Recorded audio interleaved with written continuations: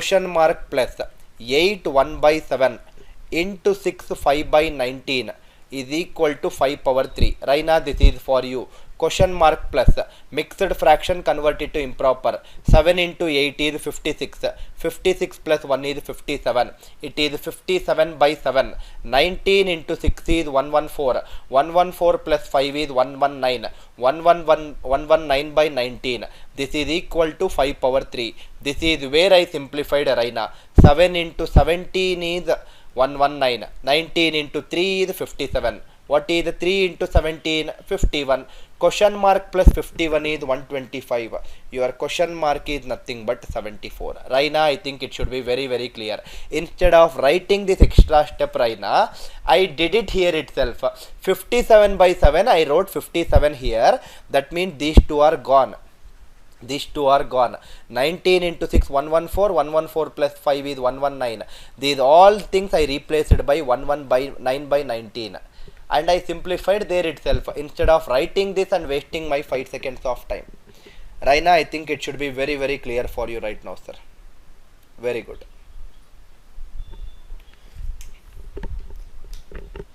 Next question. Next. Another original examination question. These are some things which I do not have control over these questions, sir. Whatever questions which came in exam, exact numerical values I am drafting. No change.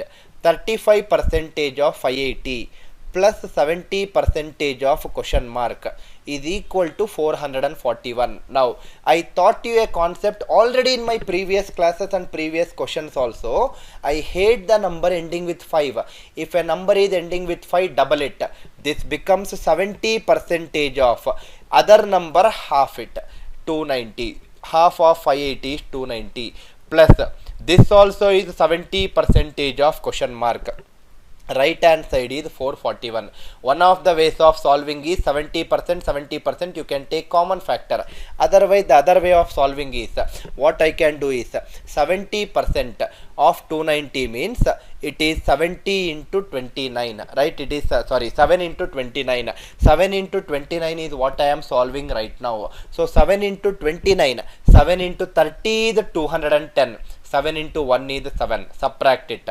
Plus write down this 70% of question mark as it is. In fact, you should not write it in your paper while solving. Don't waste this 2 seconds of time, which is a golden time. Right hand side 441, I wrote it as it is. 210 minus 7 is 203. If I shift it to the right hand side, 203 subtracted from 441, you will get 238. This is right hand side 70% of question mark. This is 70% of question mark. So can I say that 7 into 1 is 7. 7 into 34 is 238. So right hand side is 34. Left hand side is 10%. 10% is giving you 34. But to get the complete number will always represent 100%. 10% is 34. 100% is 340. Answer for this question is 340. Simple. Or 10% of which number is 34? 10% of 340 is only 34.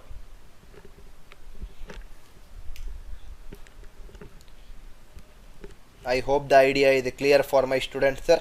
It should be very, very clear for you people. How many questions we have solved till now? Original IBPS clerk question, I think probably 5, 7 and then 10 questions, I think, if I am not wrong. As of now, we have solved 10 questions. Some are very easy, some are in the next level questions. But more than these questions, some of the questions what we have solved in our first 5 classes of simplification, they are extremely tricky. Compared to these questions, those questions are extremely tricky. We already solved many tricky questions and we are coming to these original exam questions as of now. The next few questions, whatever we are solving, these are original IBPS clerk,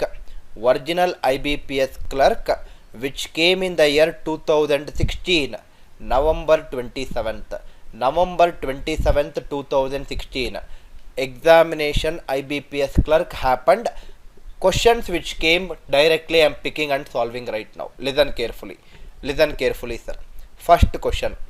36 percentage of 170 plus question mark percentage of 592, question mark percentage of 592 is equal to 150. What should come in the place of question mark in the question? Options 14.6, 17.8, 16.4, 15, and the last option is none of these. Everyone listen to this very carefully, sir. 2016 original IBPS clerk examination question. Now, one of the ways of solving is digital sum, another way unit digit. All those things I already taught you, that you can apply it. Other way of solving it, can I say that this I will divide by 3, it becomes 12 percentage. If I divide one of the number by 3, the other number should be multiplied by 3. What is 3 times of 170? It is 510. Question mark percentage of 592 is equal to 150. Now, I don't want my student to keep writing this statement again and again in your examination and waste your time.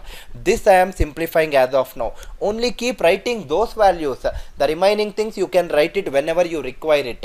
Can I say that 12 percentage is 10 plus 2, 10 percentage is 51, 1 percentage is 5.1, 2 percentage is 10.2. So it is 51 plus 10.2.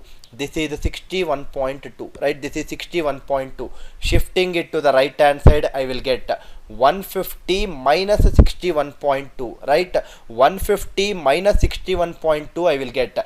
But I don't want it to be pathetic numbers like this. I want it to be beautiful numbers.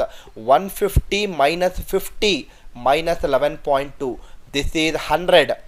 100 minus 11.2 is 88.8. That means my right hand side is 88.8, or I can keep it on left hand side also, not an issue. Right hand side or left hand side, one of the side is 88.8. Other thing which is remaining is question mark percentage of 592, right? Question mark percentage of 592. Now again think logically, sir. Can I say that how much percentage of 592 is 88.8? 592 I will call 100%. So 59.2 will become 10%. If 59.2 is 10%, can I say that 5 percentage is half of 10? Half of 59.2 is 28.6. Why did you do like this? If I add on the left hand side, 59.2 plus 28.6 is 88.8, which is what I require actually. Right hand side also add 10 plus 5 is 15%. Answer for this beautiful question is 15%.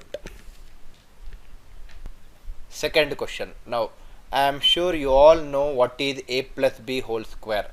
You all know it, sir, already. A square plus 2ab plus b square. In fact, multiple varieties I taught you how to find the square of a number. This is one of the primitive logic. Suppose second question is 12.11 whole square.